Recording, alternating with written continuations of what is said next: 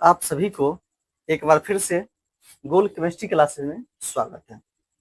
आज हम लोग बात करेंगे विलेय के मोल प्रभाज तथा जलीय विलयन के मोललता के बीच संबंध, relation between mole fraction of solute and molality of the aqueous solution. तो चलिए सबसे पहले हम लोग जानते हैं मोललता का फॉर्मूला। आखिर मोललता होता क्या है? मोललता का फॉर्मूला, तो मोललता का फॉर्मूला होता है विलेय के मोलों की संख्या, विलेय के मोलों की संख्या बटा विलायक का भार केजी में। मोललता का फॉर्मूला क्या होता है? तो विलेय के मोलों की संख्या बटा विलायक का भार किलोग्राम में। तो विलेय के मोल को हम लोग N1 से दिखाते हैं और विलायक के भार को किससे दिखाते हैं? W' से दिखाते हैं, केजी में है। चलिए विलेय का मोल प्रभाज हम लोग क्या जानते हैं? तो विलेय का मोल प्रभाज का फॉर्मूला हम लोग जानते हैं N1 बटा N1 प्लस N2।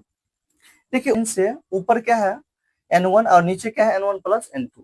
तो ऊपर वाला को हम लोग अंश कहते हैं न्यूमरेटर, और नीचे वाला जो हर है इसको हम लोग कहते हैं डिनोमिनेटर। ऊपर वाला अंश है, नीचे वाला हर है। तो अगर अंश और हर में हम लोग किसी समान संख्या से भाग देते हैं, यानी x में अगर मान लीजिए 2 से भाग दिया, y में 2 से भाग दिया, इसका मतलब क्या हुआ? ये 2 कट गया, फिर x बटा y आ गया।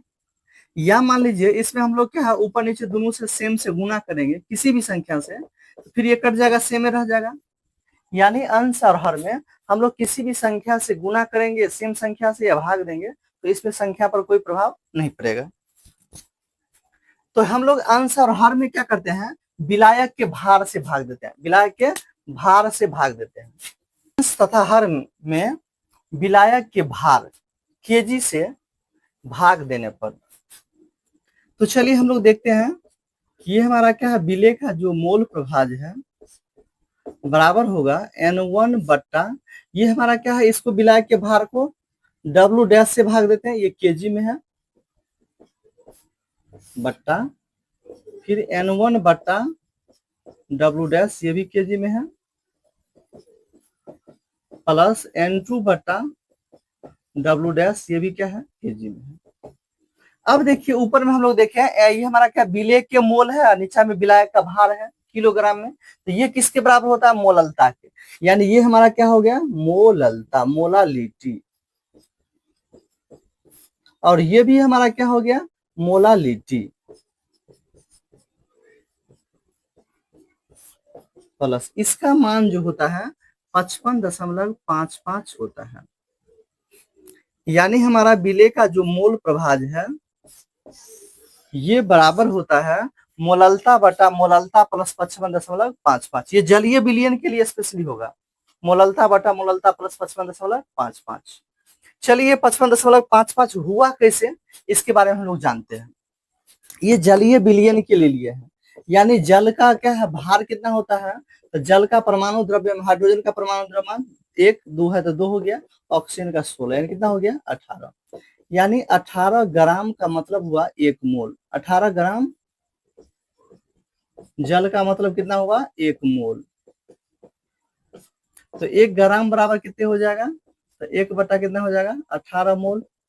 वही हम लोग 1 किलोग्राम में ले रहे हैं, 1 किलोग्राम, तो 1 किलोग्राम बराबर 1000 ग्राम, तो 1000 ग्राम में, तो 1 बटा 18 गुने 1000 काटेंगे तो 2 नमा 18, ये 500, तो 500 बटा कितना हो गया बुआ?